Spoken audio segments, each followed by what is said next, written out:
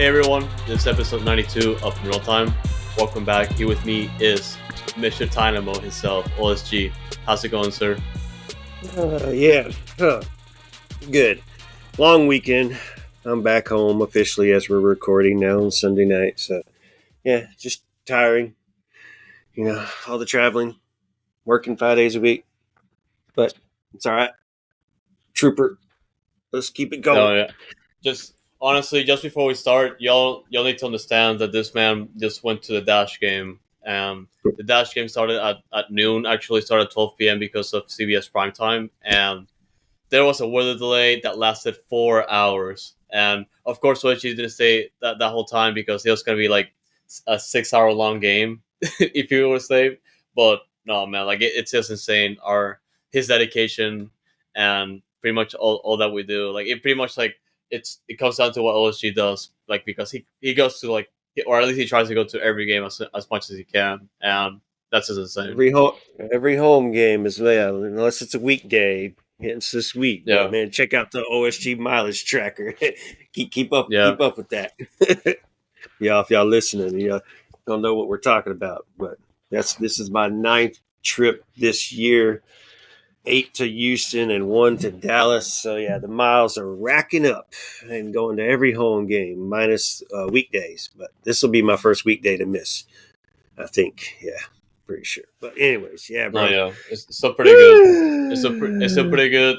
This week was pretty busy, particularly for me personally, and also to stay home for a lot of reasons, but mainly also one of the things I wanted to talk about is pretty much the Dynamo game. I did kind of host a friend's meet just to watch the Dynamo game as well, and nice. that's how to talk about that game because it was pretty bad.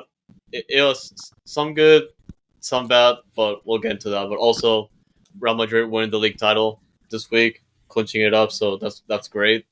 And of course, all this before our return leg against Bayern Munich in the Champions League. So it's gotta be it's gotta be great.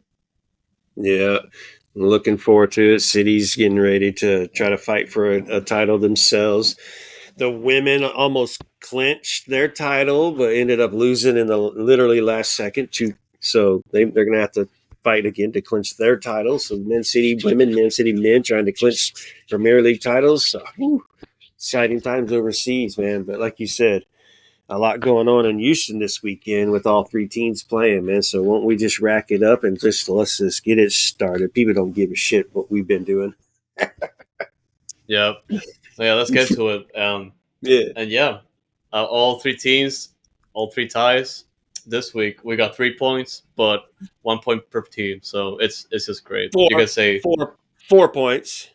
4 points technically, but officially it's 3 ties. Yeah. A 3 ties, 4 points. You were saying we got the points. Every point counts. Yeah. And the math mostly just comes from Dynamo 2 because it did actually draw. It was the best game of the week, by the way. They did draw the town 1-1 at the last minute, and they actually won the penalty shootout, which the same penalty shootout. We'll get into that, but before you even get into it, which player to you stood out in this game? In the Dynamo game, which player stood out to you? Because I had one that stood out to me. Besides for me, Diego, besides the goal, obviously that was brilliant. That's an obvious answer, but yeah, he did pretty good. But overall play of the whole game. Who do you think? Who stood out to you? Silla for sure. Silla. Okay. Mine was definitely Achara, who stood out to me. He was everywhere. He was taking shots. The athleticism with that bicycle pass that he was attempting in the second half there. Not a bicycle shot. I mean, we're like 10 yards across the line. The ball comes in, and he does this little bicycle kick, and it's like a cross down the middle. So he's the one who stood out to me, and I keep praising the guy because it looks like he's just playing so well and doing so well. He's coming off these 2 injuries, and the man's, I guess, is humble, man. I haven't met him, I don't know him personally, but to stay in Houston and accept the role with the second team, with just the opportunity to work his way back to MLS style player because he was an MLS player and does have some MLS experience. So Houston's like, and they both agreed, hey, let's try this experiment. And it to me, it's working out. And Achara is gonna work his way to the first team and be a helping piece eventually. I keep saying it, but I guarantee he's working towards it, man. And I know everybody wants to hear Exxon.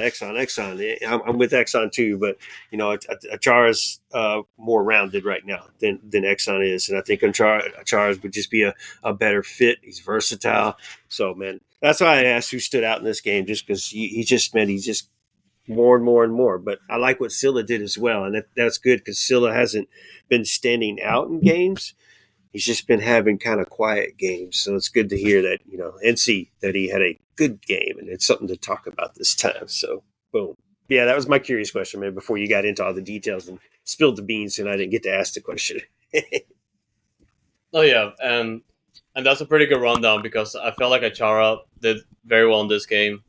And I was missing a lot of what he did that day, pretty much when at the start of the season. And I'm glad that he's pretty much just getting all the gears turning when it comes to trying to contribute more to this team because, like you said, he's pretty much part of the project now.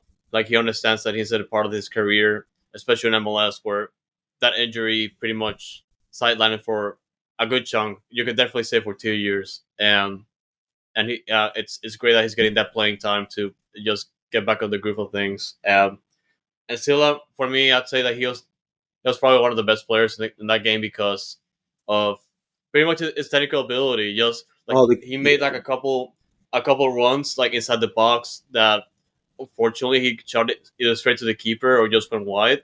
But that's pretty much the type of creator we need in the first team.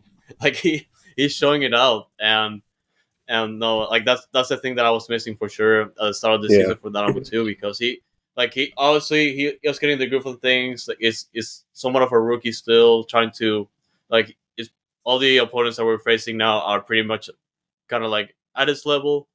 But yeah, I love this. I love this game for him, and of course, Diego Gonzalez. Not a lot to say there that we haven't already said in previous episodes. You know that shot is there, and what a brilliant friggin' shot, and then what a brilliant timing too. But yeah, it's for Diego overall. I think it's he's playing a little bit of a different role this season than he's been familiar to playing with with Donado. So it's taken him a minute to get into groove, and it looked like he was him and Sebas, the Sebastian Rodriguez, were having a good game together, and they're as much experience as they have together is why they get to start together every game and play in that position. And Diego's starting to adapt to that role, and taking that shot. Just that's his thing. That's what he does. Y'all miss Palomino. We got Diego Gonzalez to take that same role, the exact same role, actually, man. So it's good to see Diego starting to play a little bit better and get into some better form. And I know it's been tough for him, probably. That's just my guess. I don't know personally. But so it's good. Yeah, we can definitely run through the starting lineup because we already mentioned all those players, and of course we already mentioned Silla and Achara. They played full 90 and contributed in the penalty shootout, and we'll get to that towards the end. But yeah, they get to play full 90. We also got to see the start of Xavier Valdez again, and Abaldo Finley and Isaac. I'm gonna keep saying it so I can learn the correct pronunciation, but I believe it's Isaac Mwakutuya.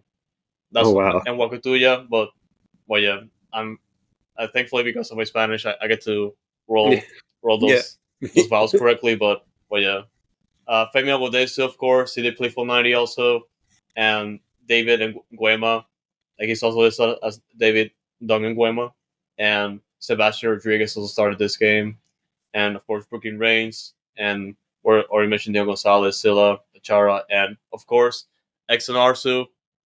That's another player that saw a lot of highlights in this game. I was very pleased. Just pretty much all the runs he made in the flank. Town was having issues just covering him in a lot of opportunities, particularly in the second half. But yeah, Exxon Arsu doing his thing again. For a 1-1 score, and I guess that's the theme of the weekend, by the way, with the million shots between all three games. We could probably rack up the total here at the end of the show and say how many shots there was total between all three games. But Jesus, the amount of offense and the way the Dynados was actually clicking this time and could only get one goal was just like, God, man, should have been more, should have been more. And to be having to fight for it late to even get that first goal, it was crazy, man. It just seemed like there was more coming, and it never came, and it just never hit the target. The keeper missed the target, not get a good shot off, get blocked, whatever. But it was good to see that they're playing better, man. They're playing a lot better, and then Xavier Valdez just being Xavier Valdez, and nothing he can do about that one goal he gave up. But making the save in the penalty shootout later, I'm sure we'll go through. But just being the stud and the future of the Dynamo. No, and this game was a different story. You could definitely say that it was like a somewhat of a tale two halves kind of thing, because the first half it was probably where most of the negatives are going to come in for Dynamo 2. The town was just having a lot of opportunities to score, and thankfully a defense was there to parry those opportunities out. And the one thing that I didn't see compared to the second half was just that offensive spark, because it showed up definitely in the second half, but it took a little time to get things going in the first half. Yeah. And just for some people who don't even know what the heck we're talking about, the town is rebranded San Jose 2. They're one of the teams that are getting rebranded in the next pro league. No information if Dynados is going to get rebranded or anything like that. I doubt they are, to be serious, but that was one of the teams. So the town, formerly San Jose 2. So familiar opponent. Not somebody new, but I think that is the only time we do play them this season for some reason. Must be in a different division. So, there's multiple divisions over in Next Pro. But, man, it was nice to see how they played. And the town wasn't that bad either. They could have had some more goals probably, but the team played well defensively. And then, how you say it, Awawasu. I think he's played every friggin' minute so far this season. So, yeah, obviously he's I believe so. Yeah. Yeah, he's a mainstay stay point. He could be a future, like a Mikel in the making. He'll get his time at Dose, and then he'll come up because Mikel's going to go to Europe eventually. That man's growing so fast and becoming such a stud of a defender. But Awadosu is going to be that guy, and so those got the players, man. They just got to get the form and keep the form together, and just keep being competitive, and the wins will come, and they'll come more often than not. So it's good to see they actually had a good performance and a good game back to back too. Oh, yeah, and for the second half, it was definitely starting to look like some negative vibes for me, because I was watching the game live, and they would the town would score the first goal at the 53rd minute, and it was kind of a header of like a loose cross inside the box, and the town was just able to get it to the back of the net, and I'm definitely kind of feeling bad just based on the previous games this season for Dynamo 2, and credit to them for just getting back into it, because just trying to be in that mental state to just try beat those expectations of the history this year so far, and I'm just happy for them because they managed to get things through, but yeah. I was kind of upset right after that goal. Yeah, man, that way with 0-0, you're fighting, you're playing well, and then you give up that goal, and you're like, oh crap, here we go again, right back to the same old way. So, and then you're sitting on the edge of your seat, just like, come on, guys, get in there. But yeah, I was right there with you whenever I saw the goal happen. Like, oh, you got to be kidding me, bro. But they fought back, bro. Right. Yeah, they fought back, and like I said just earlier, it looked different. It looked like a team that they had their opportunities going, and unlike the Tynamo 2 this year, where the second half was just waiting for the other team to just take the lead. This time was different. This time they actually created those opportunities. They got the chances going. They actually outshot the opponent, believe it or not, the 13-10. and they also got like those four shots on goal as well. Most of those pretty much in the second half, and that just tells you a lot. And I was impressed. Like I said, like a lot of credit goes to the team for just fighting for those opportunities. And man, I feel like it's just now time to talk about the goal, that the 96th minute. Yeah, dude, 96-minute, and the press works. Diego Gonzalez is on his foot, open space, and we'll say he palominoed it so that y'all know, as a reference, that don't pay attention to Dose and know who Diego Gonzalez is and what kind of shot he has. He palominoed it, and he's got his own name to it because I think he puts a little more power to it. I don't know, like, but they're both brilliant shooters like that. Brilliant. Last friggin' second, dude. Whew. Last freaking second and top left corner, man. Like unreachable for the keeper. And man, it was just like insanity. Literally the last minute of stoppage time, and he just managed to get that going. That for the team must have been insane, particularly for like the previous results. But again, credit to the team for fighting for that, man. That was insane. Emotionally exciting. Yes, you get the goal last second. You're like, yeah. But then you realize we got to relax a little bit. We got to do penalties now. So it was you enjoy it while you can, celebrate, bro, and then that hard come down of the game ends and you got to go to penalties now, and you're like, shit. And now all your emotions go from here to back down to nerves, and I hate penalties. Oh God, these penalties suck. I don't want to lose these penalties. I hate penalties, by the way. I haven't made that clear. Yep. Yeah. So, but everybody was on target. But yeah, like he just made all their penalties. That's great. They were good ones, man. And Xavier with that brilliant save and just guessed correctly on one. All right, 1 out of 5. Or 1 out of 4. Yeah, 1 out of 5. I forget if they took all 5. Yeah, I think they had to take all 5 because they shot first, right? Yeah. So yeah, guessed right, but the other ones he was totally wrong, but unlucky. But he guessed right, and brilliant save, and it was the one that counted because like you said, we didn't miss. And one of the things I wanted to bring up, I don't know if you saw, I think it was Brooklyn Reigns, because when he went up to take up his penalty, like he was back talking against their keeper, and I thought like going chirping back and forth, and I was like, okay, they must hate each other. And as soon as Brooklyn Reigns made his penalty, like he was just like straight up talking to the keeper, just like probably like, hey, you missed it or something like that. And I was like, damn, they probably hate each other really bad. And he's probably happy that he made that shot. Yeah, something happened during the game, or Brooklyn didn't like the smacking that the keeper was probably doing, trying to get into their head. So he brought it back. Yeah, and then he got back into his head, and it worked out, bro. And it worked out. Hey, real quick, man! Shout out to Brooklyn Reigns, Xavier Valdez, especially Xavier, man. Those guys, they're always at the stadium, like when Dynamo are playing. They're at the stadium. They're watching their teammates play. They're watching the first team play, and they're just there in support, just hanging out and chilling and enjoying the game. And then they come back and they hang out with the team afterwards. So it's really cool to see them and to see them interacting with the team, in the first team and being involved and just doing what they can, bro. So shout out to them. I'm sure there's other players there, but I didn't notice any of them. But I just wanted to make shout out to those two, Xavier and Brooklyn.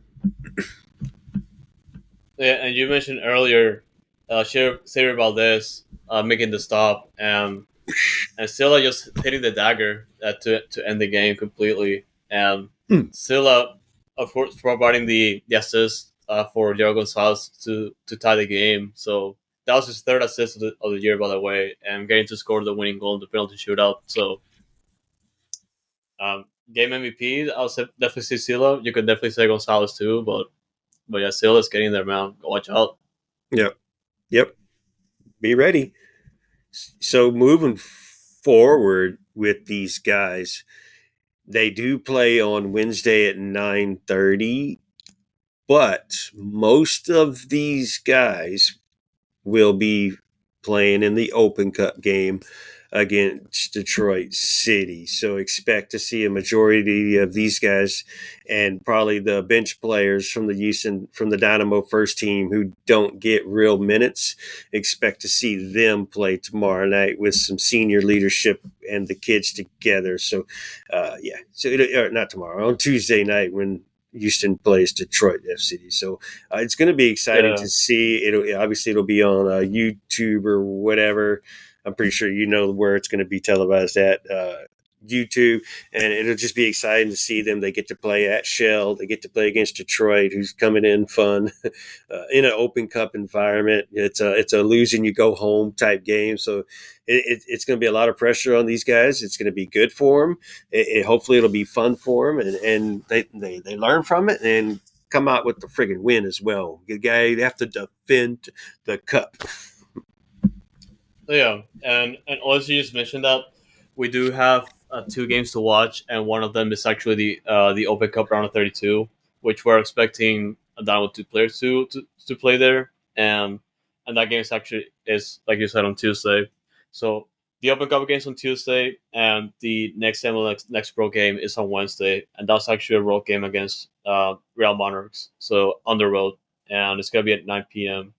And streaming wise, the Open Cup is going to be shown in the US Soccer website. There might be a YouTube stream at some point, but I doubt it. So it's going to be in the US Soccer website there. And but the MLS Next Pro game on Wednesday is going to be at 9 p.m. and it's going to be on YouTube. So that's a good news because like we've already said, I kind of hate when games are shown on Apple TV because they don't have replays for those. It's only for games that are shown on YouTube because you can just go back to the YouTube stream to watch it again.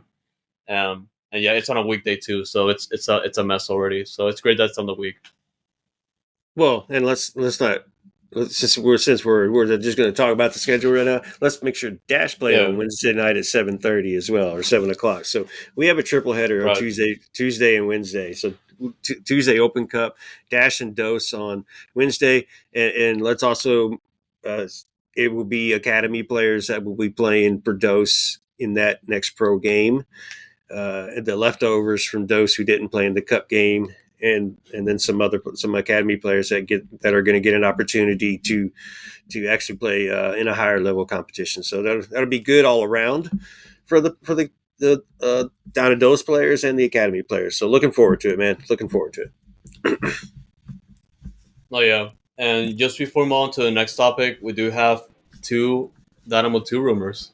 Believe it or not, like this, like already, and. As we already know, like Asher is just like hard at work, and I'm sure he's not happy about the start of the year for Dynamo 2. And of course, they're always looking for ways to improve the team. And we do have already 2 people that are lined up or just ready to join the team already. And the first one is this one from a source named Pipe Sierra, and he mentioned that Fortaleza, which is one of the clubs in the Colombian First Division, is going to loan 18-year-old defender Jefferson Medina to the Dynamo for 1 year with option to buy. And we already know this is going to be a Dynamo 2 signing just based on the age and also based on the fact that the window in MLS is not going to be open until mid-July. And this is going to be a fullback, so there's a lot of opportunities there to succeed, and definitely want to keep an eye on, especially with the option to buy, so we can just keep it in the system and hopefully earn some minutes, like especially for the first team. Yeah, get him here sooner than later. I'll be interested to see about him. I'm going to do the eye test for all my research because there's nothing to see right now. Yeah, but good pick up left back or right back, whichever one it is, and a necessity, a need, a help, and something to work with, and so we'll see what he can do. And is he a player that deserves the level of competition? Yep. And who's the other one you said? Yeah, this other player, I know how much you like defensive midfielders here, and there's actually another defensive midfielder coming to Dynamo 2, and this one's from Gabi Moreira on Twitter as well. And she mentioned that 20-year-old El Nacional defensive midfielder, that's a club in the Ecuadorian First Division. He's going to join, Jordi Urbano is going to join Houston Dynamo at some point. She didn't mention like a timeline for it, or if the signing is already ready to go, or if it's a loan or a straight up signing. That's still yet to be seen. But because there's rumor floating around now, I'm sure there's gonna be an announcement done, or an announcement being done imminent, like at some point soon. So we'll have to wait and see. But of course, a young prospect joining the team already definitely looks like another Dynamo 2 signing for it. So just getting a lot of reinforcements done. And as a defensive midfielder, if he's somebody they expect to come in and get some minutes, maybe that's where Diego can push up and be more attacking again and get back into that push. And this will be Sebastian Rodriguez's new partner defensively. We'll have to see how that works out and where they can fit him in and Diego in, because I don't know where this guy's going to fit in. You got Exxon, you got Silla, you got a Norris sitting on the bench, Achara starting. Where do you put him in? So. Maybe this would be good for Benny, where he can start rotating players around and just give them all some good minutes and be a stud of a team and win the Open Cup. Yeah, so Dynamo 2 on the up and up, man. Like they're gonna win a game eventually, so I'm looking forward to that. But yeah, watch the boys Tuesday and Wednesday, so I watch them. Yeah, looking forward to those games, but. Well, yeah, man. Let's get sad. Let's get angry. Let's talk about the Dynamo. You can talk about your emotions, and I'll talk about mine. Yeah. Man, 0-0 draw against St. Louis City, and man, I don't know where to start, because this is a game that had 3 points written all over it, but we walk out with 1. And well, it had 3 points written all over it. It had 0 points written all over it. It had 1 point stuck in everybody's mind. It was 40 shots between both teams, 24 and 16. Shots that were supposed to go in the goals, shots that were saved, shots that were blocked, shots that hit the post, shots that Steve had to make a save, Berkey had to make a save, shots that were just blatantly missed by both teams. So very easily could have gone either way. I'm not sad. I am a little depressed that it was a 0-0 draw and couldn't get the friggin' win. But I'm kind of on the side with Ben Olsen on the reaction after the game and how I feel. I kind of feel the same way as Ben does. So that's where I'm at with this game and a 0-0 draw. We know what's missing. We know what needs to happen. The entire team does. The locker room feels good, looks good. But we talked to some players after the game. Ben Olsen had his press conference and mentioned it. So man, my emotions, I felt better. I feel good. I know this kind of sucks with the streak that's going on, where we can't even get a friggin' win. We can't even score a friggin' goal. I guess I'm gonna be optimistic soccer guy today on this episode right now, because I'm okay with it. You know what's missing, and if Sebas can find the Hulk juice or whatever, he could be a help. We'll get to that. he could be a help. And there is other issues in that regard, but I'll wait until I get I ranted enough right there. I'll rant again here in a second. I feel like you summed it up properly. The one thing you also have to keep in mind is that if Aliyu led the team in shots with 6, and Bassi led the team in shots on goal, which is 2. And the team ended with 22 total shots and 7 shots on target. It was actually 24 shots. So I was there. I counted them. 24. Okay. Yeah. Let's go with 24. Yeah. Okay. And actually, wait, because so those are actually the stats that were on the Dynamo release, because I'm also looking. I just said I counted. I counted, bro. Dynamo. No, and you're right, because I just looked it up, the stats that are on the MLS website, and I'm just gonna assume that these are actually correct, because you did mention 10 shots on target. That's the actual amount that's listed in the MLS website, and the total shot count is actually 24. So more shots and 0 goals. Are you kidding me? Donut holes. And yeah, without we can get to the lineup, because there's a lot of reasons why the numbers look like that. and half of that pretty much just comes down to the fact that either they went straight to the keeper or just beside the goal. But yeah, Steve Clark obviously starting behind goal, no questions there. The one thing that had to be addressed is the fact that there had to be like a player coming in for Dorsey because he's serving the 1 game suspension, and that's gonna be Ted Schmidt. And a lot of people didn't like Ted Schmidt this game. I was expecting a lot of him, but man, he had a pretty rough game. He had a very rough game. Very rough game. Yeah. And if you're at the stadium, you saw Steve ripping him a new one the entire game. Steve, you said it was passion. I believe you, brother. I do believe you, man. But yeah, you ripped him a new one that whole, and he was struggling, man. Give it to Tay. He tried. He didn't give up. But he was just getting beat defensively, and he should have made adjustments himself and not worry about attacking so much if he's going to keep getting beat defensively and put the team at risk.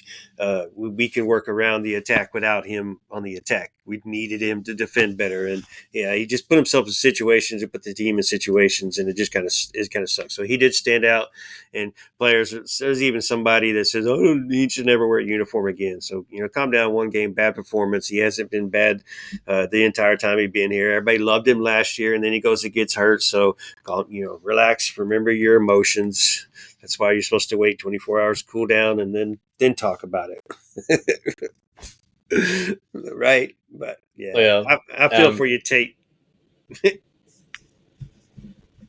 Yeah, so we did have Dorsey missing. We also had Escobar missing. Steris is taking over that spot for him, and of course in the back line we do have Escobar picked up an injury on Friday at training. Yep.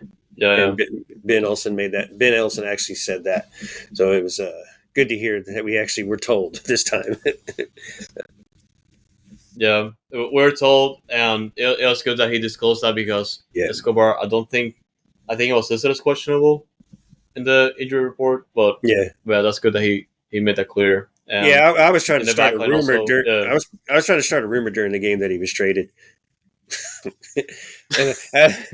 Nah. Yeah, right. With a close window, like what? No, I was. You know where we sit? We sit outside. We weren't inside in a closed room, so it could have gotten to some fans. I don't know.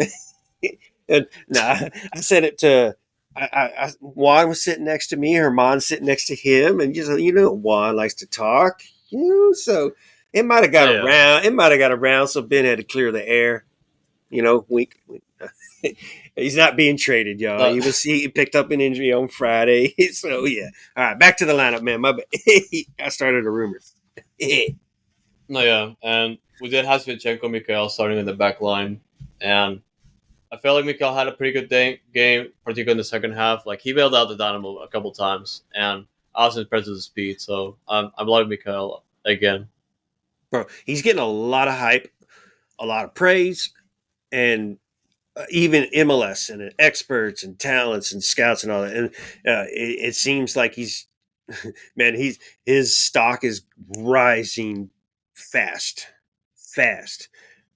So, guys, I mean, there's already been a hint that don't be surprised if an offer shows up on the Dynamo table this summer for Mikel to go overseas, which is friggin' nuts. He's Brazilian. He's a friggin' stud. He's tall. He's athletic. He's a Hadebe when we loved Hadebe, and I wish those two were together on that back line right now, man. So bad, but in their prime together. But yeah, Mikel, man, that dude's a stud, and it's crazy all the talk that people were giving him and didn't believe in him, and to see where he is now is just nuts, bro. He is just killing it. He is just killing it. He's a stud, and I hope he gets a good offer and goes where he wants to go, or accepts where he's gonna potentially go. We'll see. Yeah. And of course, the main highlight of the game is Hector Herrera making his first start of the year. Woo-hoo! He did go ahead and play up until the 46th minute, I believe. You have to get subbed out. Halftime sub. Yeah. Halftime sub. Yeah. Okay. So no full 90 for this one, but he's getting pretty close to playing all those.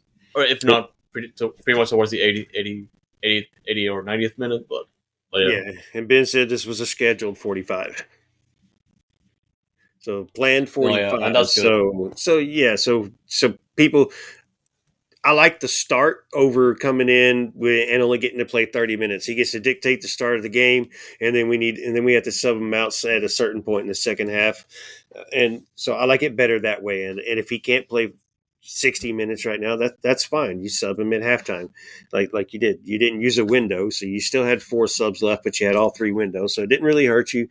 You had it planned in the books anyways, so it was good to see. So he'll probably keep starting, and he'll definitely be in subbed out, and I'm okay with that, man, because we always complain that he gets tired at the end and just loses gas. And so this is a good time for Blessing to come in and sub in for Ache because I like what Blessing's doing. But yeah, man, good to see Ache back, and the crowd roared whenever they said his name and announced him. Of course. Yeah, and also starting beside him in the midfield, we also have like Artur and Basi, and moving forward, I'd say that Artur had a lot of on his plate when the season started, particularly because he had to take a lot. Like I've said in previous episodes, he had to take on a lot of responsibilities for Hector Herrera, and that's his first time this year that he actually gets to start with him. So that's good to see. Yeah. Yeah, and he had another good game. I mean, they had a good game. It's just been the shots were just coming from everywhere, and not neither team was on their they were all on their back foot. Neither one of them was ready to pounce, but luckily they were just enough to keep either team from scoring, which was crazy to see after that many shots.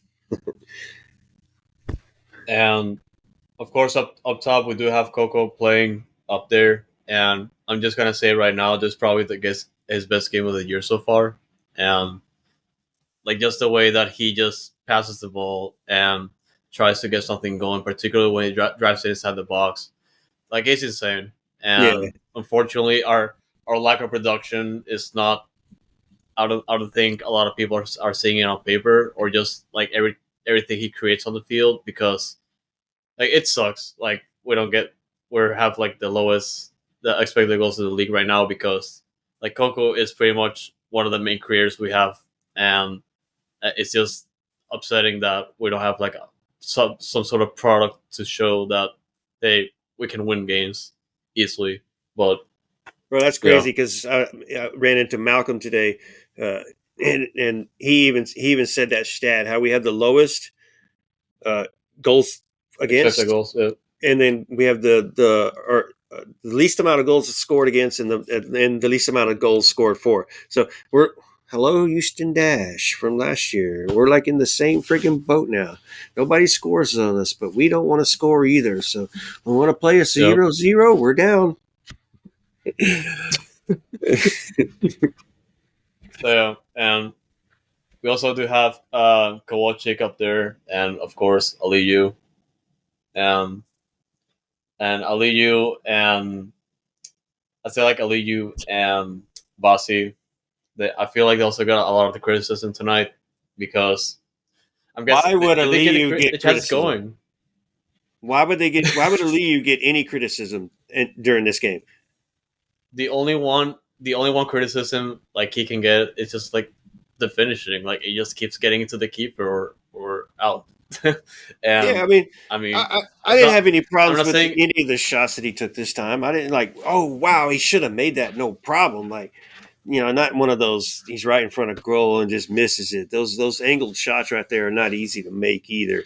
The ones that you're referencing, half of them, but so they're tough shots, bro. But yeah, he did the work, and Aliyu was cooking that game, and uh, I didn't like when he subbed out because I thought the goal was coming from him, and then he got subbed out, so that's why we ended up 0-0. Because I thought the goal was coming, bro. He was cooking, man. He was cooking. And Liu had a great game. yeah, and I didn't like the criticism. Really, I feel like it just comes down to luck, kind of like last year. But Mm-hmm. like all the goals just keep getting straight to the keeper, and I wouldn't say like the same for Basi because this criticism pretty much just applies to the team offensively. But we pretty much are. trying to just look for the perfect pass to look for a clear opportunity to score because no one in this team, like, it doesn't feel like they're willing to take a risk to just shoot the ball at some point because we're just looking for the perfect opportunity to just put the ball in the back of the net. And it's like I definitely understand that, and this pretty much where we're at right now. Without, like, we already mentioned the fact that we have like a ridiculously low amount of goals scored so far, and we're paying the price already. Look, we've been complaining, and the fans have been complaining. Bossy doesn't shoot. Bossy doesn't shoot. Bossy doesn't shoot. You know, what kind of Cam is he? What kind of Cam is he? Cams can't just create; they got to be able to score too. And is he a penalty merchant? So it was good to see that Bossy led the team in shots last night, or him and Aliyu led the team in shots last night, and two of them were on target, but he did fly a couple of them into the stands behind the goal. But he was taking shots, and you can visibly remember even today. Even when you listen to this recording, those shots, you'll remember those shots if you actually watched the game, paid attention to the game. So, yeah, it was good to see that Bossy was taking shots. He just wasn't hitting the target. And one of his best shots, the keeper was already at that towards that corner. So it made it easy save. It was a good shot, but it made it an easy save. So, but it was good to see, Seba. I like how he was working in the middle up there. And it sucks that he's having to play striker right now, but he's doing his damnedest. He's making his runs. Bossy's playing all over the place, like a out of control Cam, but he's in good positions, good places. Poor Tate couldn't repeat the Dorsey effect, but he tried. He made a couple good opportunities, but it was they were there. Hector even took a couple good shots. Arthur getting in there, but Eric and Daniel Steres with their shots, with the headers, getting into the on corner kicks, on set pieces that were that close to goal, and just having the created opportunities. Because during the game, man, when we cross the ball, we're crossing the friggin' midgets on the field. So that's why we never win any crosses. You got to find Aliyu. You're not going to find Seba. You're not going to find Bossy. You're not going to find Arthur. You're not going to find Hector Herrera making a running header. So the crosses, we don't even need crosses right now. So that's probably why you're seeing so many passes. They're trying to work their way to the middle, and it just doesn't work out, and it gets frustrating. So I don't know what we need. We need that striker. We need Sebas to become a fucking super dude and figure his friggin' mind out. Or, when that summer window opens, I hope that player shows up on day one. And that player, it can be a target striker because we're already paying the price. Like, we're seeing it with Sebas right now. Mm-hmm. Like, Sebas needs someone to provide consistently, and because that's pretty much his trade. And the striker that we need needs to be someone that can actually move around and not having to worry about being at the right place at the right time, because he can just create his opportunities. And yeah, pretty much that's kind of where the difference maker comes down to, or the person that we're just missing right now. And that summer window, man, like it's gonna be big. So, like, at least for the importance for the Dynamo.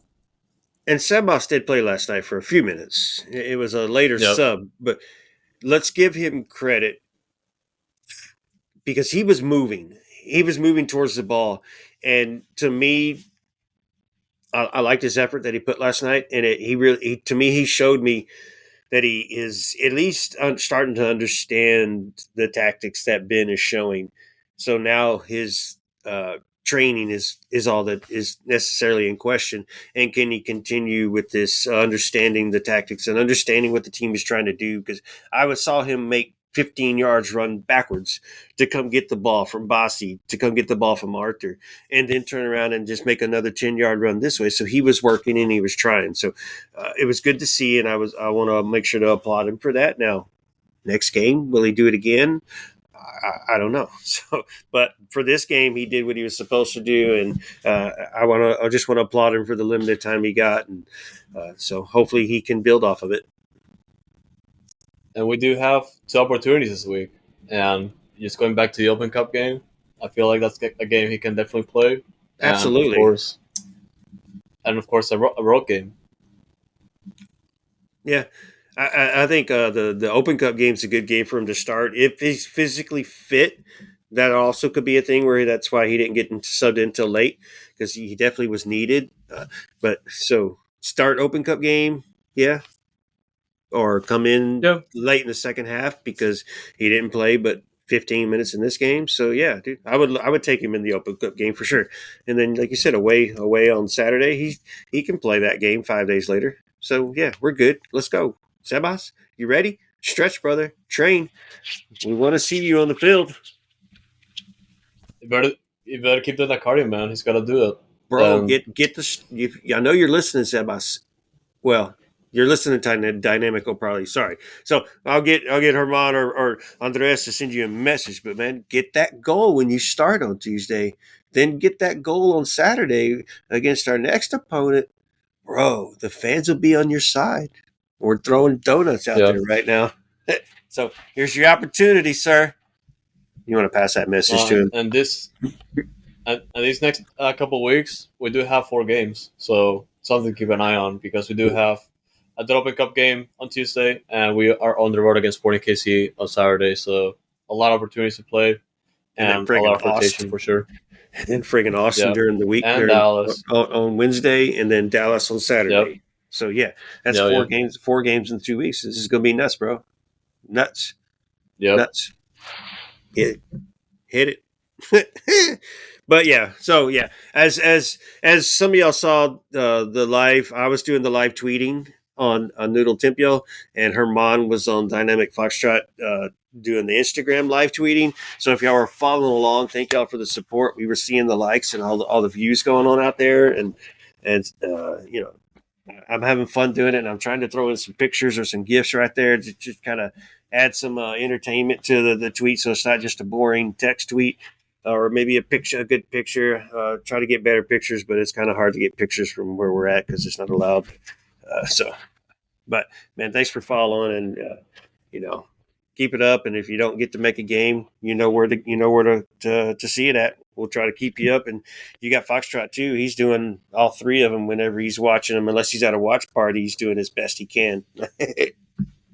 Yep. So yeah, you're right there. You got live tweeting across the board, all three networks right here. So yeah, check it out. You know, of Keeping you course, informed. Yeah. yeah. I know you have Dynamo and you have Dash doing the same thing as well. So you want something a little bit different. I'm not saying don't follow them as well, but we're trying to do something a little different. Thank you. Yeah. No, I really appreciate the support as always. But yeah, I think we can get into the the round of 4 league play before moving on to the dash if you like. Well, I'm going to skip the Miami game because nobody cares about that game. He only had 5 assists. So wow. Yeah. So That all tells right. you a lot about that Yeah. game. So starting off Saturday, San Jose. Woo! What the hell happened here? Beat LAFC 3-1. What a win! What a win! That's their second win of the year. Orlando FC beat or lost to Cincinnati. The first team I say first is the home team. Charlotte beat Portland 2-0. So make y'all feel bad. Toronto whooped Dallas 3-1. So Dallas is back to losing.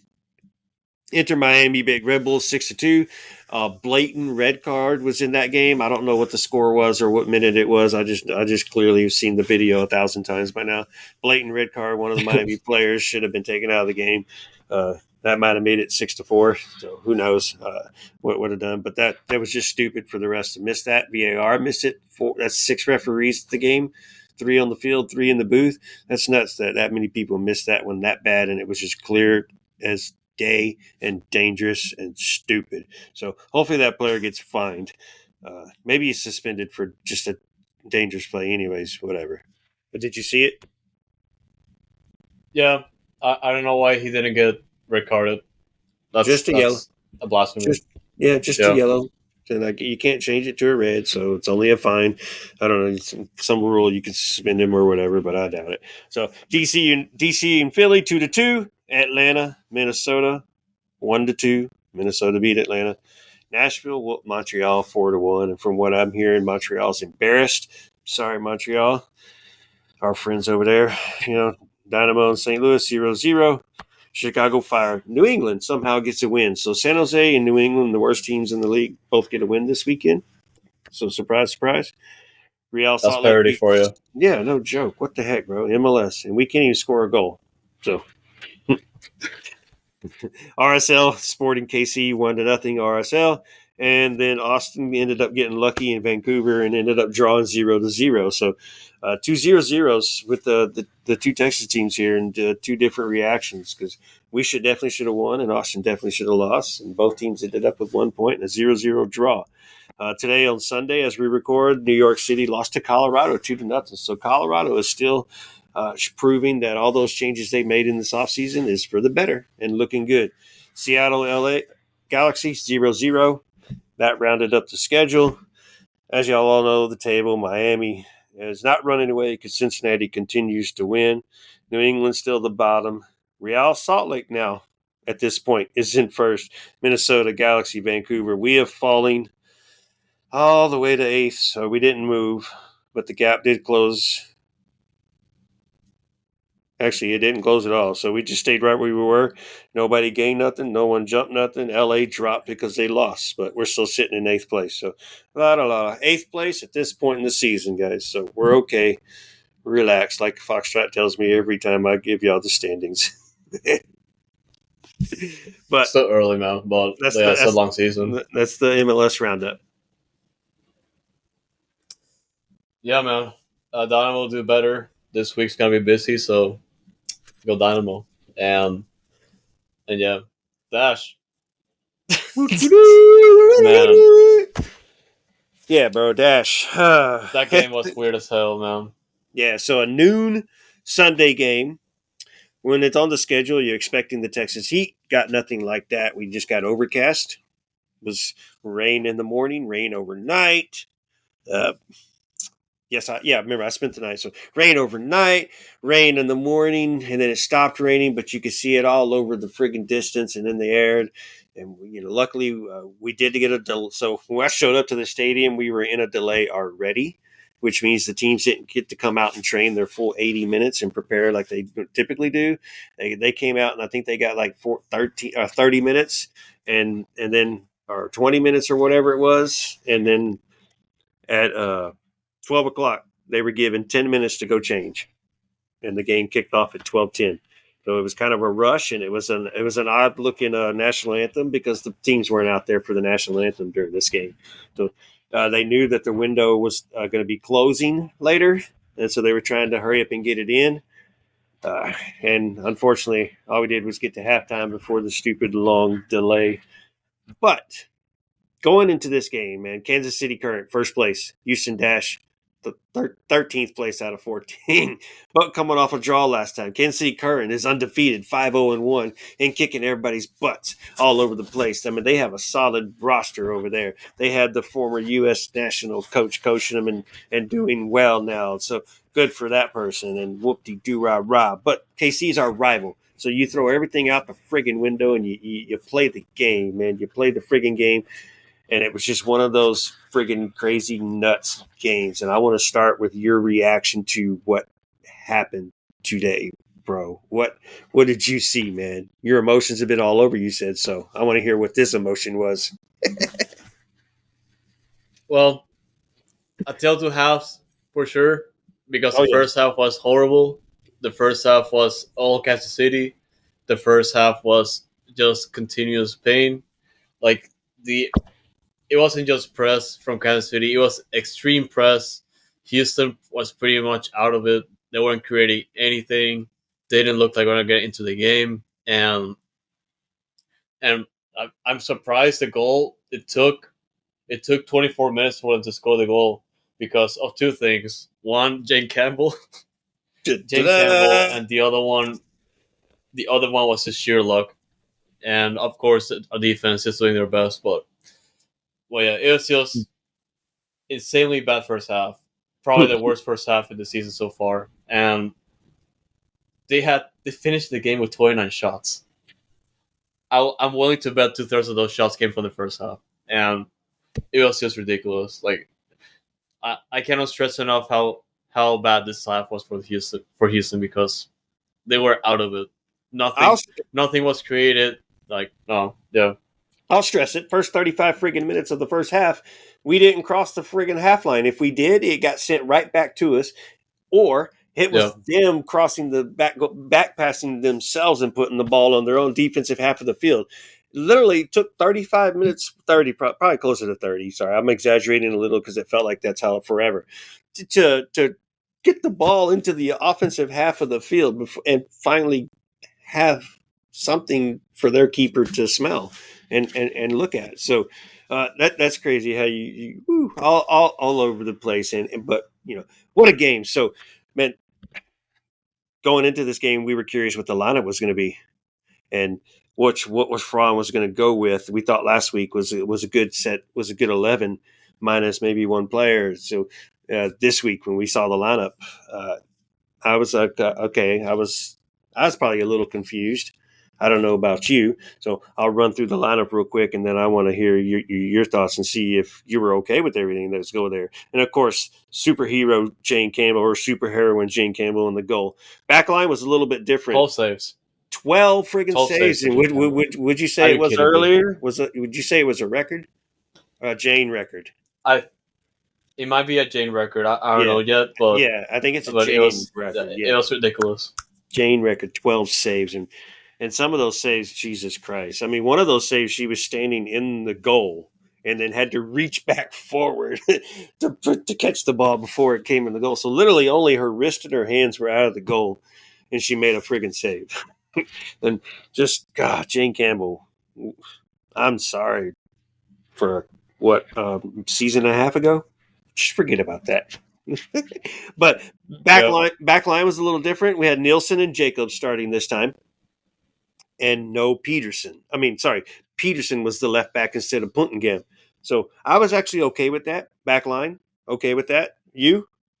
Were you okay? Let's remind everybody just in case you wanted to throw that person in there. Schmidt was out for this game and not available, so Schmidt can't play defense. Schmidt can't play her CDM role. So yeah, Nielsen, Jacobs, and Peterson. You're okay with Peterson starting over Puntingam. And hindsight, she had a good game. So boom. Well, midfield. You had your two CDMs were Rubinson as always, and Sophie Hurst again got another start. So this is a second coach that shows some liking to Sophie Hurst, and so she's doing something well and standing out. But it's during the game, it's something that's not standing out. Bachman played the cam. Patterson was the right wing. Amanda West was the left wing this time instead of playing forward. So that was your midfield, and then up top, Yuki, which was my big question mark, and Ordonez. And again, 3-5-2. Bachman playing the cam, and I like what she did that game. But you, Foxtrot, man, Andres, tell me about that formation. What sparks your electrodes right there? Amanda West starting. That's probably one of the best decisions tonight. She had a pretty good game. She was essentially one, if not the only creator for the dash. And I want to say like the only one because most of the team really collaborated in their own ways, but West was one of the main ones, and really just the fact that she was able to pretty much keep the spark going, particularly in the second half, because and one of the things we've already seen in this season so far, she's a spark, and I like how she plays. She's trying to get the ball forward, find an opening, and I like how she plays, and I'm glad she started this game. Amanda West, to back up your thought, Amanda West and Avy Patterson, two incredibly solid draft picks that the Dash made this year, and obviously those two are going to be huge, have huge roles. Patterson has just been kicking butt, and I love what she's doing. Amanda West has been working hard and just playing anywhere and just doing it like you said. So yeah, man. Those two are adapting well to the league, and I'm glad that these were two picks. Good job to the scouting and to, I guess it was Alex Singer who made these picks because I don't think Fran was available yet or was coming in at the last second. So amazing, bro. But yeah, continue on with your midfield thought. But yeah, man, good shout out there for Amanda West. Yeah, I was gonna get to Avery Patterson after Yuki, but yeah. I don't feel like Yuki had Yuki didn't have like a decent game. I didn't see much of her, and obviously she was subbed out at the second half. But yeah, Avery Patterson, man, and Amanda West are probably one of the biggest highlights so far this year, and no, yeah, I'm just looking forward to the development, how they keep going, because I'm liking how they're playing so far. Correct. And when you mentioned Yuki, bro, right on the nose, bro. Right on. Why is she starting it forward? Great that she's getting to play an attacking position where she belongs. But why did she get the start? There was other options to get the start. You could do some now. So that's a question for Fran, and he's still trying out the lineup and see where he can use these players best. I think Nagasako is strictly a veteran role player to come off the bench and play wherever she is needed and utilize towards the end of the game. I don't know about starting her. Like you said, she was kind of wasn't very involved in the game, and as you said, it was a struggle for 30 minutes in the first half before the Dash were able to actually do something, and then she was subbed out at halftime. So it was hard for her to even to. It's hard to judge her. She did one half. She didn't get to play the rest of the game, but yeah, she wasn't very well. But I don't think she should be starting. It could be an experiment. So you don't know what Fran is thinking, but you're right with Nagasato. Start somebody else.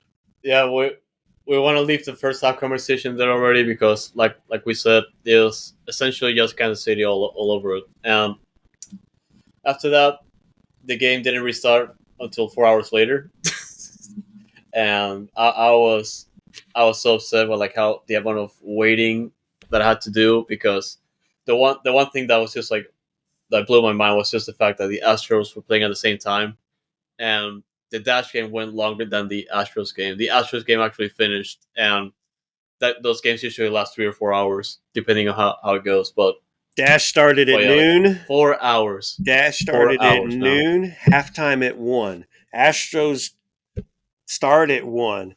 Astros finished at 4, whatever. Dash kicked off at 5:15, 5:13.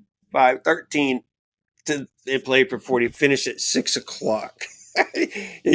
I'm glad you brought that up because I didn't remember about that. And then like click, click, yep, a whole Astros game in between.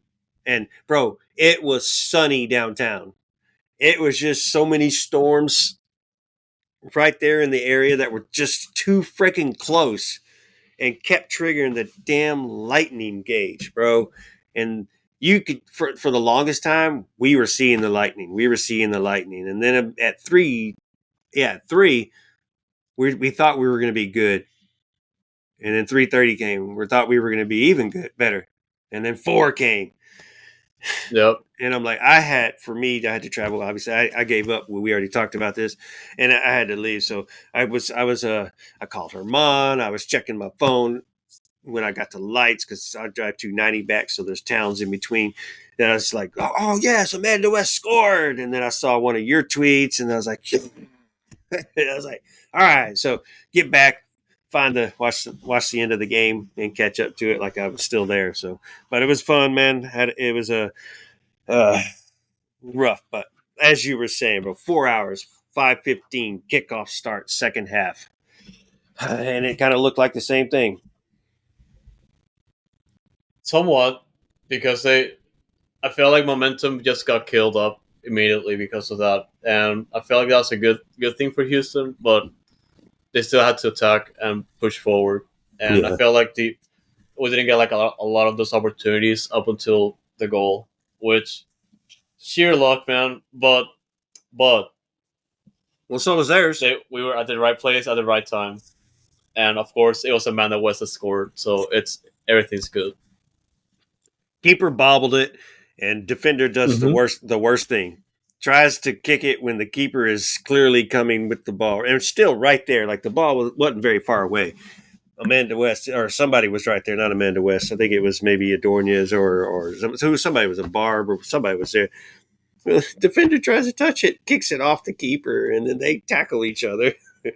And it gets played back to West, and she just passes it into the corner.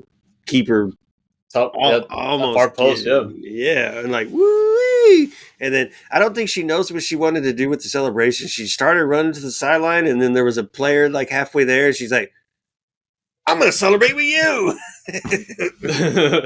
You scored. yeah. So it was cool, but yeah. Their first goal was kind of crap. Our first goal was lucky. Their first goal was lucky because she touched it. Their KC goal, she touched it, and it just kind of went in the goal. It didn't go where it was supposed to, so it would end winning. So I'll take the goal that we got, 1-1 tie. Man, the fight that they put up against the Kansas City Current to not allow them to score, and I guess 80% of that fight was Jane Campbell, but I'm still 90%, 95%. I'm gonna say I'm still okay with the defense and the way they played today. I'm disappointed with the midfield in what they did because they were giving away possession a lot, and that put the defense under pressure, and they weren't the midfielders weren't defending very well today. So that's what put the defenders under pressure. Paige Nielsen, she made a couple mistakes that stood out, but Peterson did well. Jacobs did what she always does. No complaints there. So, but like you said, Campbell was just the brick brawl right there. Don't shoot on her. She's not letting you score. You're gonna have to get a little crap one where you I don't know how you made that ball just kind of dribble off your little foot and but yeah, man. No, man, those last 20 minutes were just hell for us. Just because of the press, and Houston didn't look too bad either compared to the first half. Mm-hmm. But Kansas City were still.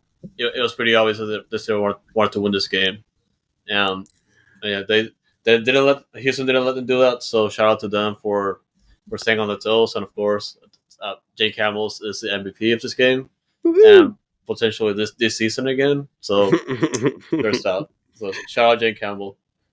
Yeah, she's gonna be MVP again, bro. And they even called her U.S. international player on the broadcast once. So that was even good to hear, even though she hasn't got a start, and I don't even know if she ever got a start for U.S. But that was cool to hear. So hopefully she'll find her way and get a start for the U.S. team at some point, somehow, some crappy game, and show her talents off over there and see if she's the same keeper. We know she is. So keep it up, Jane. Yeah, go Jane, and we already kind of discussed it because earning the starting spot for the national team is difficult, but she can do it, and as long as she keeps playing like that, she's gonna catch the eye of the national team. So it's only a matter of time. So I'm looking forward to it. Yeah, for real, Matt. Soon she'll get to play because they got some games to warm up for. That girl can't. That other Narbers or whatever her name is, Saubers can't have every start. Yeah, so, but going back to the dash, bro, like they fought to the end, to that last whistle blow after the 4-hour friggin' delay, playing the friggin' best team in the NWSL right now. You have Gotham coming in on Wednesday night. So you got a lot on your mind. The team is in a build form right now. So the big shout out to the girls for just being able to play. Any team could have folded right there in that situation, and they did not. They found their way. They found the grit. They fought back. They continued playing their game, and it ended up working out a little bit to where it benefited them. They found the goal. They found some extra opportunities. It did put Kansas City a little bit on their back foot for times there, and it took some pressure off of us at the same time. So it's coming together slowly. Each week, I think we keep talking about it. It's coming together slowly. Fran is obviously experimenting with the lineup still and rotating players and trying them here, trying them there, and seeing what they look like and how they fit with other players. So we'll see when he stops doing that, and just I don't know. I kind of like it, but some players just don't need a start. No, I'm just kidding. No, that's a good way to put it because they're still working. Your analogy is still standing. The one that's about the Lego set. So it's still a work in progress. So credit to the Dash for this game, and of course, good luck for the rest of the year because we'll be supporting them all the way. So, yeah. You already mentioned one of the games this week. Dash also have a busy week ahead. Do have 2 games this week. And you mentioned the first one, the defending champions Gotham FC. It's a team we don't like to mention a lot because of the head coach, but well, yeah, we're facing them. Yeah, bring them on, bro. Bring them on. Home game, Wednesday night. Bring them on, beat them. Home game, yeah. Go check them out. You could go shell back to back Tuesday and Wednesday nights, guys. So get there. I cannot make it due to travel during the week, so I'm going to be watching from the TV. So I need somebody to go there in my spirit. Okay, go. Of course. Yeah, because we do have that, and also Houston play on Sunday. They're facing Angel City on the road at 6:30. So kind of West Coast-ish kickoff for Sunday, but yeah, we'll be covering that game as well as always. So big week for the Dash. Yeah, big week for the Dash. Run through the NWSL real quick. Orlando beat North Carolina. Chicago lost to Washington, so Washington gets back on the winning foot with four more friggin' goals. Bay beats Portland. Portland 3-2. Bay loses to Portland 3-2. Portland with a win. So Sarah Loudon looks like she's having fun over there. By the way, too. I don't like seeing it, but I do like seeing it sometimes. Utah lost to Angel City 2-1. OL Reign beat San Diego 2-1. Maria Sanchez got 13 minutes and did not start.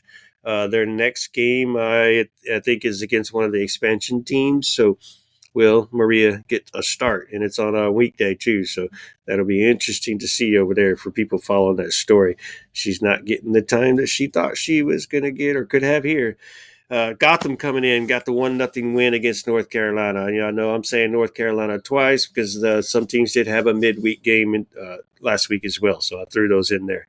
Portland beat Washington, so Washington, just as I hype them up with getting back on the winning track, they lose to Portland, but Portland's becoming that team who is dangerous and the team that always makes it to the finals type team again. They're kind of streaking. Houston KC 1-1, obviously, and then Orlando City and Louisville 1-0, dog. 1-0. Louisville finally loses.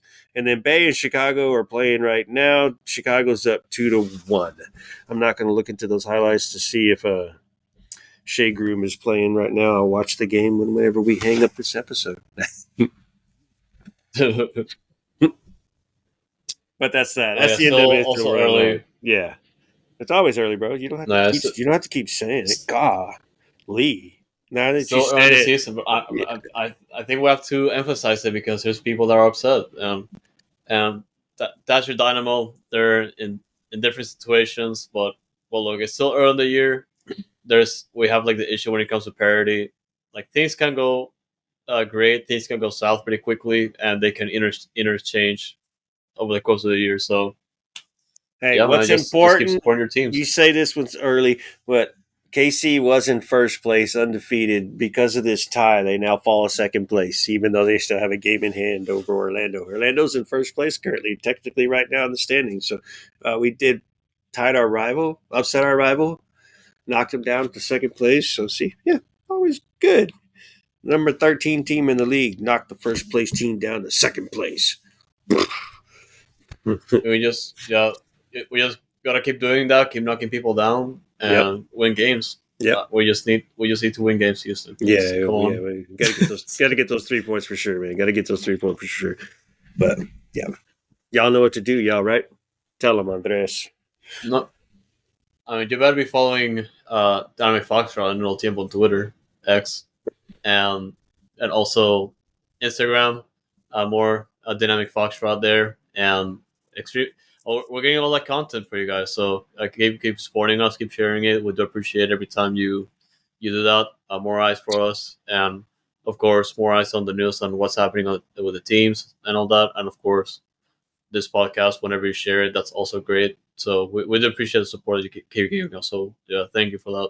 Hey, like we said earlier, we went down to the tunnel after the game and was able to talk to Xavier Valdez, was able to talk to Steve Clark, was able to talk to Amin Bassi, was able to talk to Seba. So got a couple of clips that we posted on the Dynamic Foxtrot Instagram. So y'all go check it out. Yeah, the Seba interview was a really good one. And shout out to DFTV, Jorge Sapon, he was out there. He obviously in the tunnel as well, and he's sitting there hustling, trying to get players to talk to us. And another shout out to Steve Clark. his family was there. Most of the players, they go to the locker room, they get changed, and they go straight to their family. They go hug their kids, they hug their wives or whatever. So we don't bother them with their kids, or they're walking with their wives. We take it with him. Steve stopped doing what he was doing, had a moment, and he walked up to us and said, "Hey, yeah, you want me to say something?" And we're, hell yeah, bro. Hell yeah. So shout out to Steve, bro. Nice. He did it on his own and took the time. And, obviously he could tell that's what we're down there for. We're looking for the players. We're looking to talk to players. So, yeah, what a trooper, bro. That's an MLS veteran right there. And dude is, y'all haven't heard nothing bad about him. And I'm going to tell you, there's nothing bad about him, bro. And I'm seeing it behind the scenes right there in the tunnel. So big time. But yeah. Go check it out, bro. There's a couple interviews over there. Check them out. And also DFTV, he was down there doing the same thing. So go check him out on both. I think his is on Instagram as well. Might be on X as well. So go check him out, man. We were both sitting in the tunnel trying to get what we can for y'all. So, and good looking. And hopefully we can get more. If there wasn't a damn rain delay, we would have been in the tunnel getting some Dash players today. But unfortunately, that obviously hindered. Mother Nature said, go home, bro. So I went home. Yep. And didn't get a lick of rain on the drive home either. That's the funny part. Yeah. Nothing but sun, bro. Nothing but sun. Yeah, all love at the end of the day. So yeah. But yeah, guys, I would appreciate your support as always. Thank you so much for tuning in, and stay noodle, y'all. H's up.